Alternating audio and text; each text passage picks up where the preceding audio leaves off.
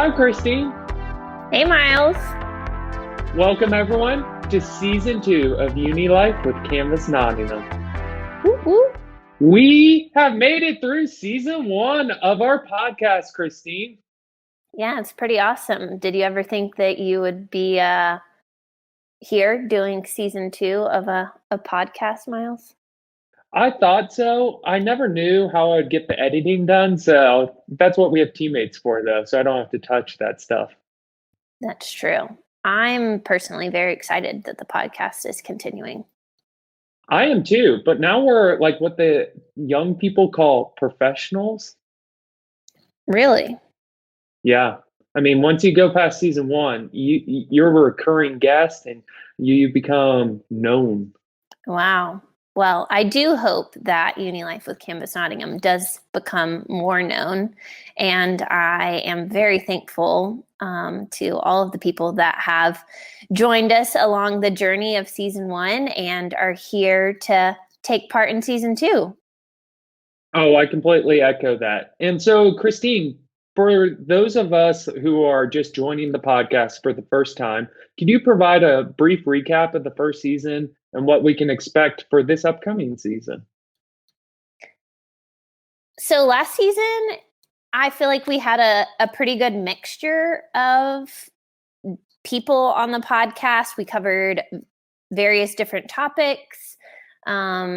I think some that stand out in my mind are hearing from a few students or alumni from Canvas Nottingham, and I guess I get from like a handful of them actually, and those were really great. We also heard from a few professionals on the topics of mental health and hard things to talk about, like shame, and it was a good mixture, I think. And this season, something that we talked about as we are planning it is we just want to continue to provide valuable content for the students and people who are listening to this podcast, and ways in which we're going to try to be intentional about doing that this time around is by mentioning different resources that we will have looked into that we can share with our listeners, and also maybe provide some practical tips or things that our listeners can implement themselves. And so I think that will be really good, exciting, new, and I'm looking forward to the challenge. Same here. I think it will be a really great season, and there's a lot of fun things to look forward to. Definitely. Yeah. So, Christine, so you've been back in the UK for about 6 months now. How have you been experiencing the past few weeks, the first couple weeks of 2021? Wow. Well, I love a good fresh start. So I'm excited that it's a new year. I think this new year is interesting because there's so much of last year that was challenging for many of us. And so starting the new year here in Nottingham in lockdown was definitely, I think, expected in a lot of ways, and also difficult to feel like it's just a continuation kind of what so much of last year held. And so, yeah, I have honestly found the past couple of weeks difficult. We've been working from home full time, and I was in America during the first lockdown back in March. And so I kind of missed that whole experience. So this is kind of the first time around for me. And yeah, overall, I find change really difficult. So I am slowly but surely coming to terms with what this, another new normal or, new season of life looks like, and trying to figure out how I can best navigate it. Yeah. So, how has being in the same location for like 23 hours a day been? Yep, it has been boring at times and can feel monotonous. I described it to a friend the other day. Life can sometimes feel like a gray, like blob, just like one formless, shapeless, colorless thing that just, it's very hard to differentiate between days and weeks and moments. Just so much of it feels the same. And so, yeah, it can definitely feel boring and lonely at times. And yeah, it's crazy that this is the first time I have ever experienced something like this. And it definitely feels that way. So, to those listening, one thing that's very different for us this time around is like we're working from home exclusively. Like, this is like our last spring. And a big part of our job then is interacting with people and uh, communicating with people, having our interest groups, small groups, all that stuff online. So, how has being on a screen for a lot of your day been this term? I mean, it's so unenjoyable.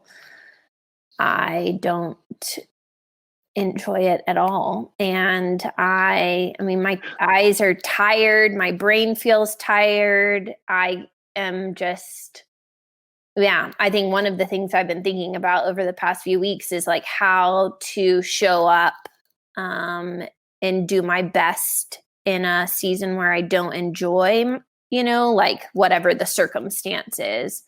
So for me right now, that's, doing my job on a computer all day.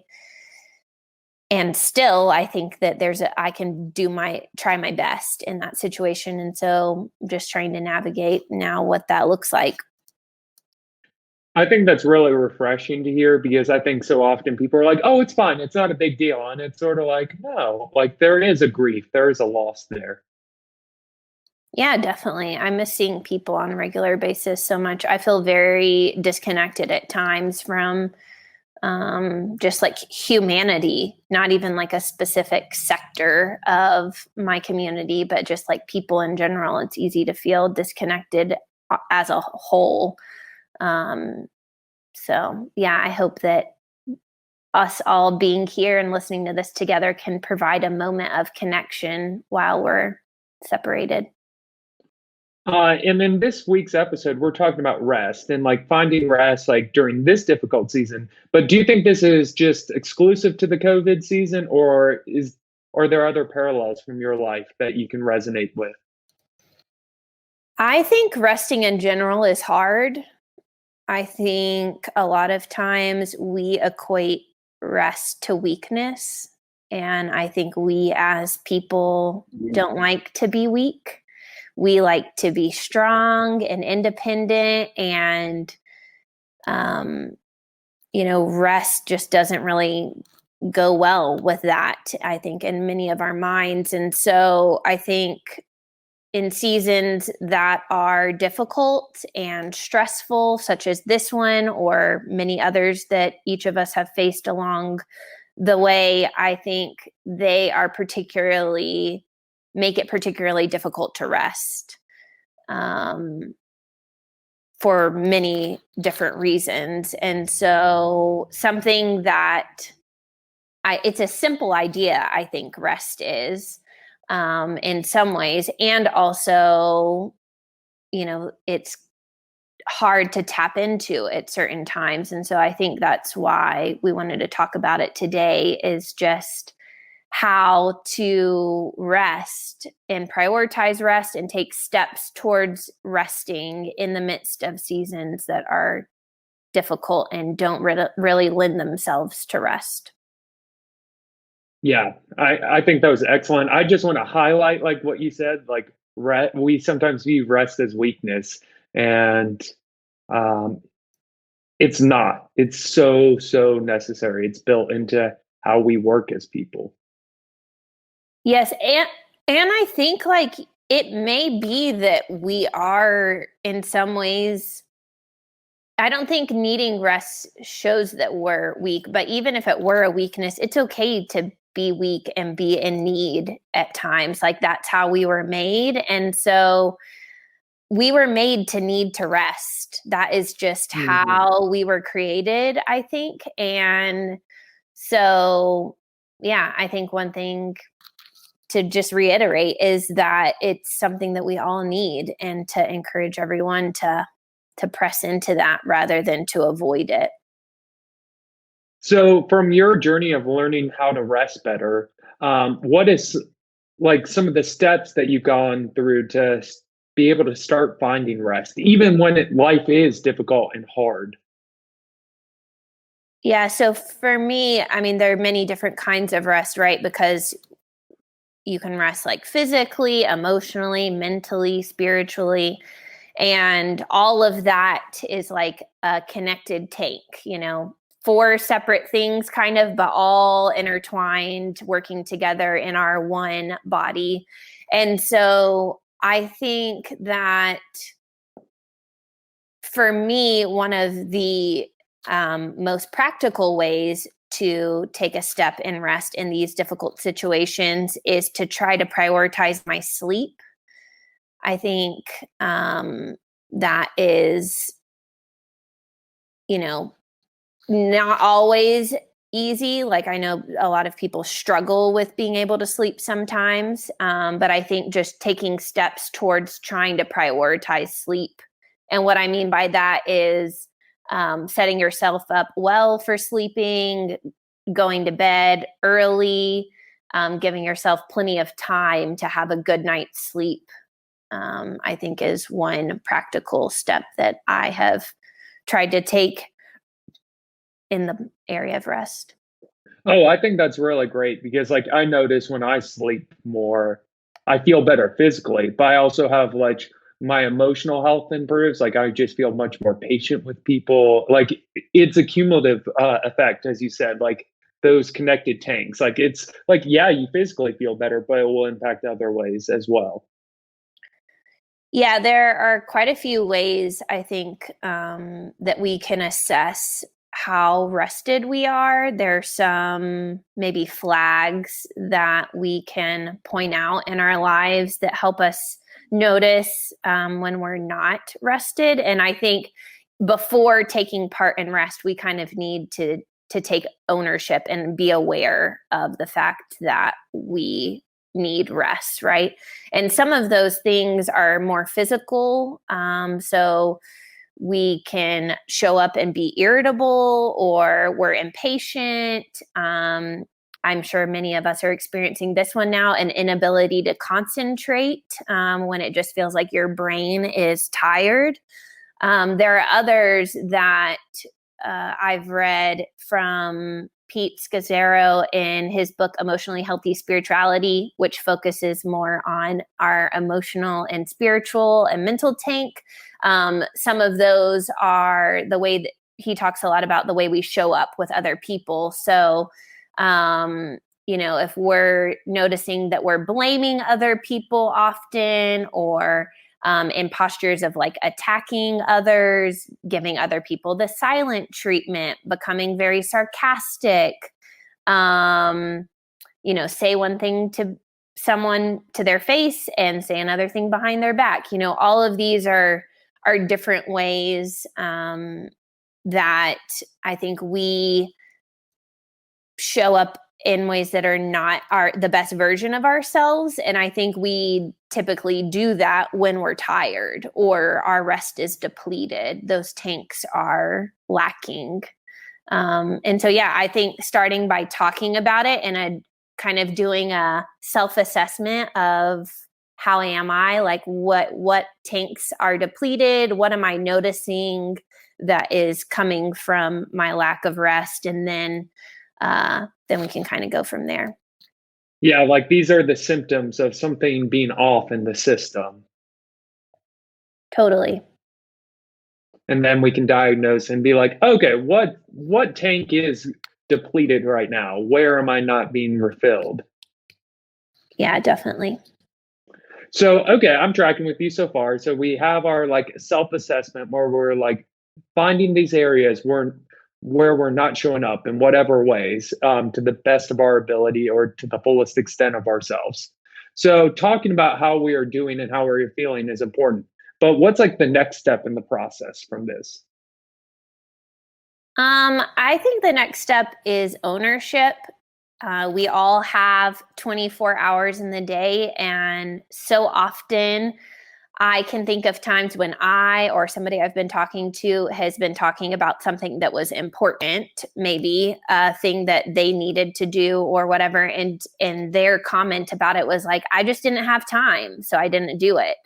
I'm sure most people listening can relate to moments of that for themselves. And there are times when we really don't have time for certain things, I think. And there are other times when we don't make time for certain Mm. things. And I think that differentiating between those two and not allowing our default setting to be, oh, I didn't have enough time, because what that communicates is like there's no personal responsibility. Like the lack of time was the problem, when really most times I think it's a lack of ownership. It's like I didn't sleep enough last night because I didn't prioritize sleep above other things. And so therefore I didn't make enough time to get a good night's sleep, rather than saying like, oh, I didn't sleep enough because I didn't have enough time to. Like, does that make sense? Oh, that makes perfect sense. I really like that. It's like I chose not to make time for something. Like I chose to watch Netflix until 2 o'clock and then get up at 7 o'clock and not get a good night's sleep. That was a choice instead of, oh, I didn't sleep well last night because I didn't have time to sleep well. Yeah. Yeah, I think the ownership piece is so important, to then realizing like, oh, I'm in control of, certain elements of this rest, and I can, to the best of my ability, try to take part in controlling the things in my life that I can control.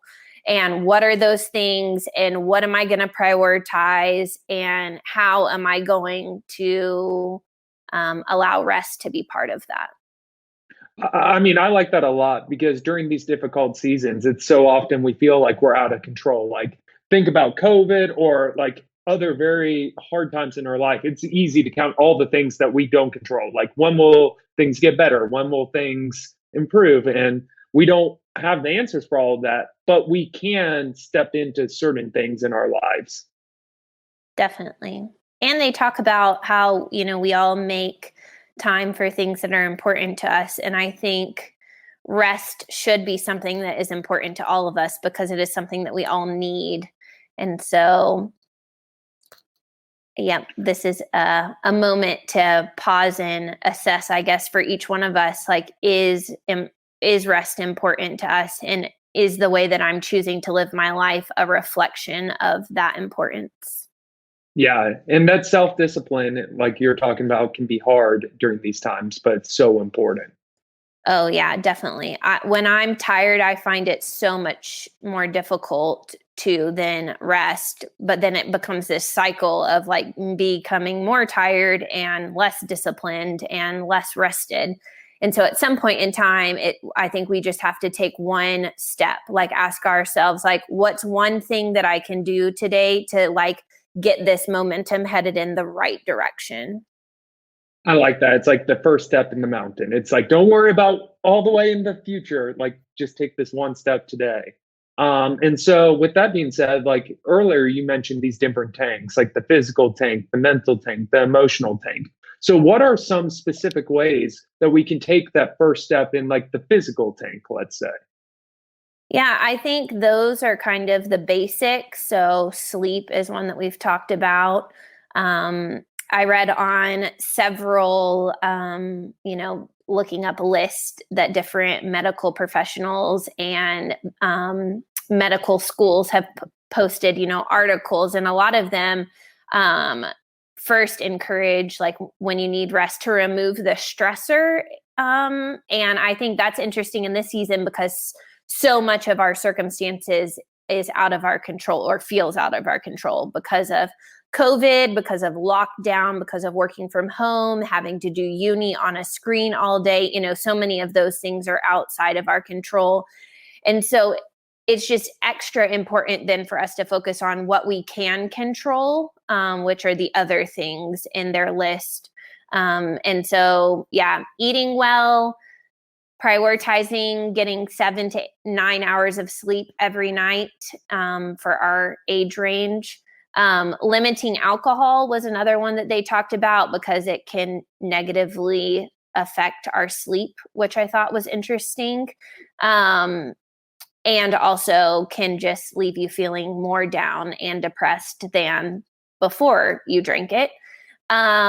Exercise, that's been a huge one, I think, for a lot of people in the past year, just realizing how valuable it is to get outside, move your body, breathe fresh air.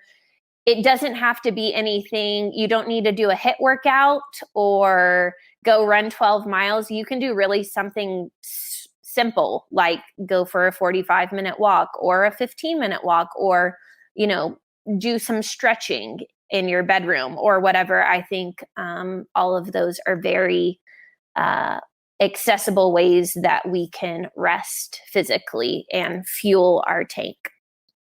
Oh yeah, and I think that's the key point is like it's so easy to think about like all the things I can't do with this. Like, oh, I'm not a runner or I'm not a bicyclist. Like I can't do this exercise. And it's like, no, just going outside for 30 minutes to an hour for a walk like makes such a difference. Like all the scientific proof like says just getting your heart going a little bit, like all those endorphins start to come in.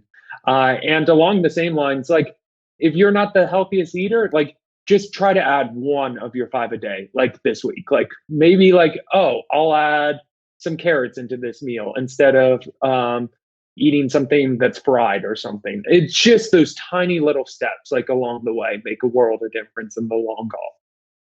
Yep.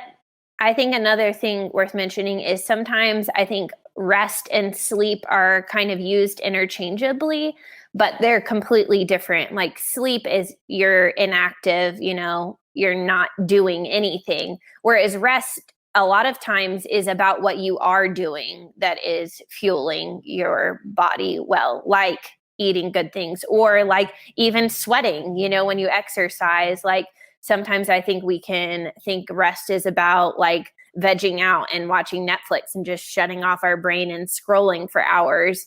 But I think a lot of times what makes us actually end up feeling rested is choosing to take part in activities that are beneficial to us, not that are, mindless and inactive. Yeah, it's like the activities that leave us more replenished at the end. It's like so seldom if you spend an entire day or night watching Netflix, do you feel better at the end of that night? It's like that isn't the solution a lot of the times. Exactly. And so we've talked about some of the physical steps. What are some of the emotional steps that we can take in becoming healthier people? I think this one comes down to different things work for different people. It may be you're more introverted or more extroverted. And so I think some of these could replenish your tank differently depending on who you are as a person. Some of them include silence and solitude, having time alone, quiet, by yourself. For others, it could be talking to a trusted friend or companion or somebody that you can be vulnerable with and emotionally share with and feel safe around. For other people, I thought this one was really interesting when I read it. They talked about doing something outside of your comfort zone. And I just thought that was a really interesting way that we don't really talk about resting or having a tank replenished by growing. But I do think that I can definitely relate to experiences that I've had that have given me, made me feel more alive by doing something outside of my comfort zone. So I don't think it's for everyone, but it could be for some. And then other is just choosing to emotionally engage in grieving losses when we experience them. And I think that's something really important to note in this season. There's such a tension, right, in the time that we're living because we're in some ways grieving losses, or at least experiencing a loss daily. Things that we once could do that we can't do anymore, that we wish we had access to, that we don't. And at the same time, like, we don't want to wallow in all of the negatives. Like there are still good things to experience in the season, even with so much loss. And so I think it's trying to hold those two things in tandem, pressing into our disappointment and loss, experiencing those sad, low feelings, and also on the other side, choosing to focus to and look for and highlight and talk about the good, beautiful, wonderful parts of life that we still have access to. Oh, I think that's so excellent because I think it's easy for a lot of us to just be like, oh, I don't have the emotional energy or effort or time to unpack these emotions that are going on right now. So I'm just going to shove them away. Like when things get better, then I'll like think about those things. But I remember in the autumn, I listened to this podcast from this woman named Brene Brown, and she had like these two doctors on, and they talked about how we can sometimes get stuck in these emotional tunnels. Like if we don't feel the emotion that's going on with right now, we just get exhausted from it. And it like impacts all areas of our life, like our emotional health, our mental health, our physical health.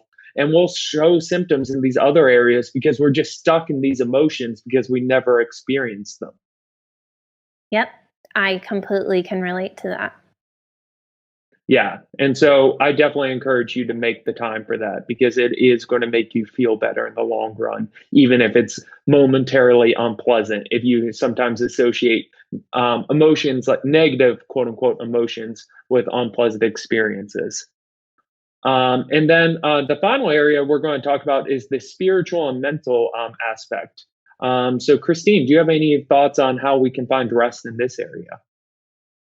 I think so much of rest in the spiritual and mental areas of our life come from slowing down and um, intentionally engaging, being fully present with ourselves, and taking an internal assessment of what's going on in my mind, in my body, in my soul. And mindfulness is something that can be practiced in many different ways and is something that allows us to rest, I think, mentally and spiritually. Some specifics that we can partake in mindfulness or ways that you can do that is yoga, which is not for everyone, but Miles has definitely led us in some yoga with Canvas over the years, which has been really fun.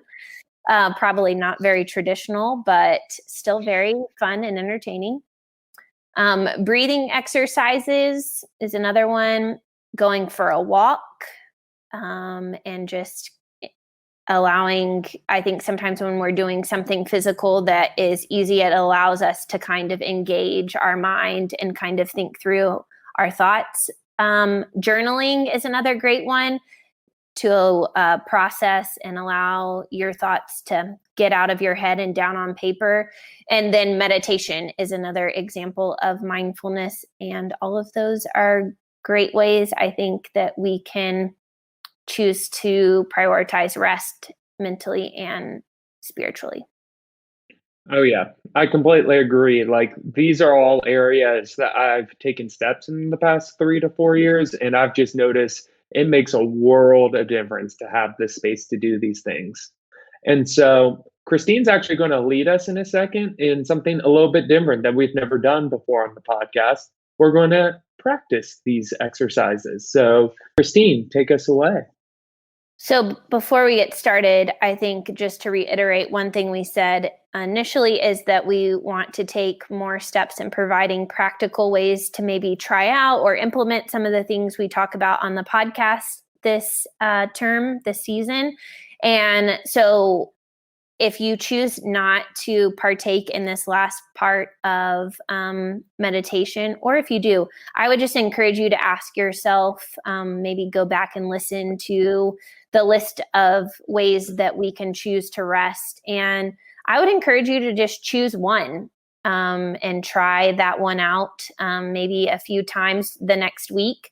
And then pause at some point in time and reflect on how that made you feel. But today we're going to I'm going to walk you through a short, simple meditation. There are lots of different ways and methods to meditate. And this is just going to be a few minutes. I think so much of what we have going on can make us feel overwhelmed at this point in time in life. And so I think this will be a great opportunity for us to just take a few minutes together to pause, to be still, to be quiet, and to be mindful of what's going on. So first, I would encourage you to go find a quiet place to sit.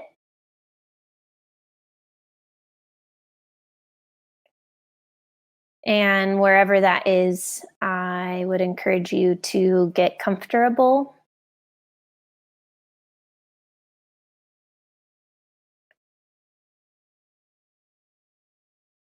For some people, focusing on a word during meditation is helpful, a word that they can come back to and allow their mind to rest on. One that I would recommend today would be the word rest. If you find that helpful, great. If you prefer to just allow your mind to wander, that's also totally fine. So we're going to start by taking 5 deep breaths. In your nose, in out your mouth.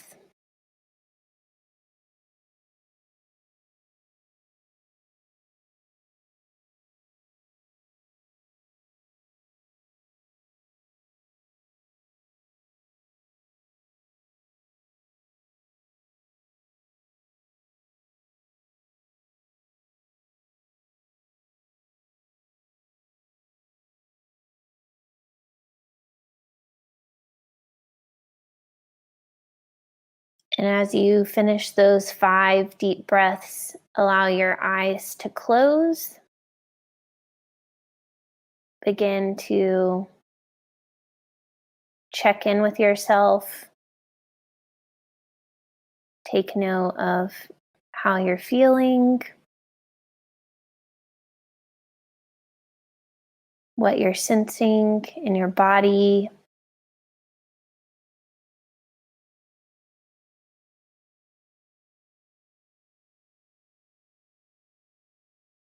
Begin to focus on your breath.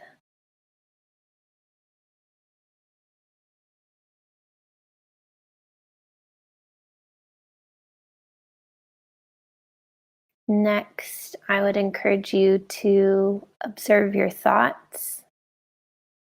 Allow them to come and go.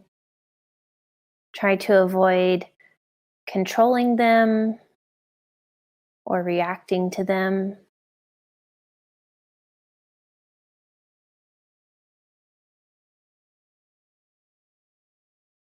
And again, if it's helpful, feel free to revisit the word that you chose at the beginning. And we're just going to spend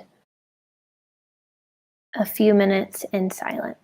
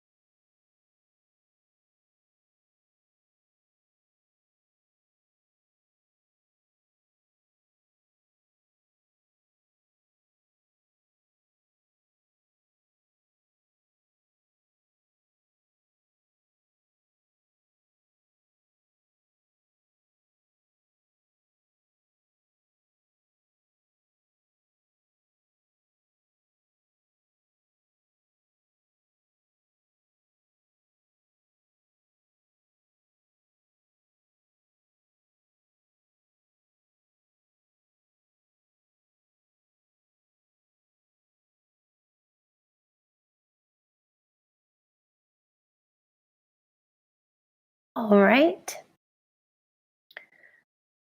Begin to become more aware of your surroundings. Maybe wiggle your fingers and toes, open your eyes. I hope that that experience was restful and relaxing for you.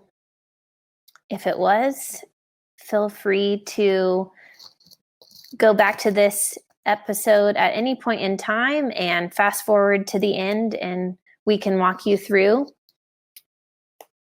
And I think that's it. Thanks so much for listening. Yeah, and thank you, Christine, for leading us through that. And thank you all for listening to our first episode of the second season. Again, as Christine said, we just encourage you to take one step this week, in whatever way that looks like. The first podcast discussion is on the 1st of February at 12:30. You can find the Zoom link on our social media pages. So come join in and share your thoughts on what you find restful and how you experience rest in your lives. Just a friendly reminder that new episodes drop every Wednesday for the podcast. So come back and check your feed every Wednesday.